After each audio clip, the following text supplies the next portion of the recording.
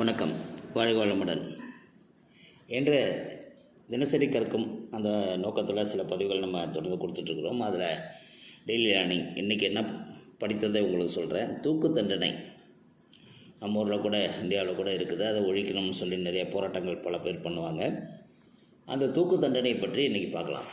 தூக்கு கயிறு மூலம் கைதிகளை மேல் உலகம் அனுப்பும் வழக்கத்தை முதலில் ஆரம்பித்து வைத்தது பாரசீகம்தான். பிறகு எல்லா நாடுகளும் அதை பின்பற்றின. சிம்பிளான வழிமுறை என்பதுதான் அது பிரபலமாக காரணம் மற்றும் சிக்கனமானது, நிச்சயமானது. முன்பெல்லாம் மக்களுக்கு தண்டோரா போட்டு அறிவித்துவிட்டு பிறகு நடுத்தருவில் தூக்கு தண்டனையை நிறைவேற்றுவார்கள். கூட்டம் அலைமோதும். மரத்திலிருந்து தொங்கும் சுருக்கு கயிற்றை கைதியின் கழுத்தில் மாட்டி அவன் நிற்கும் ஸ்டூலை தள்ளிவிடுவார்கள். 1760ஆம் ஆண்டில் தான் தூக்கு தண்டனையில் ஒரு பெரிய இம்ப்ரூவ்மெண்ட் வந்தது. அதாவது கைதிக்கு சுருக்கை மாட்டி பிறகு படுவேகமாக உடலை கீழே விழ செய்தார்கள். இதனால் கழுத்து எலும்பு மடக்கென்று ஒடிந்து உயிர் போய்விடும். இதில் ரொம்ப நேரம் துடிக்காமல் உடனே சாவு.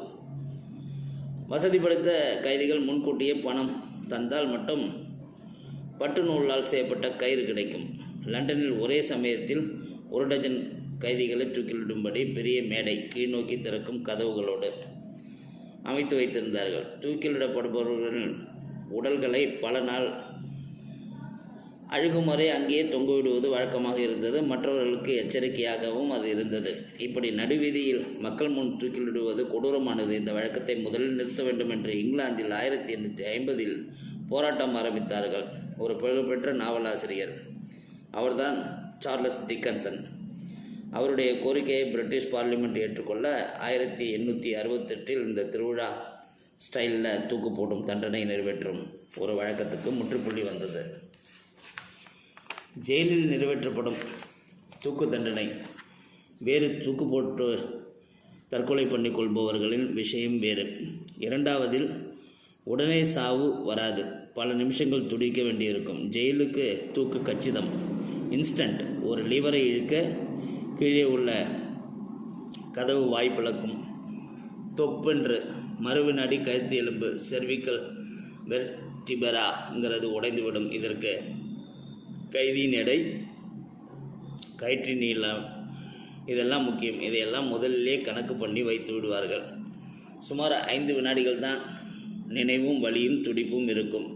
மூளைக்கு செல்லும் இரத்தம் உடனடியாக தடைப்பட்டு விடுவதால் தொங்கிய உடனே முதலில் ஏற்படுவது மயக்கம்தான், வலி தெரியாது.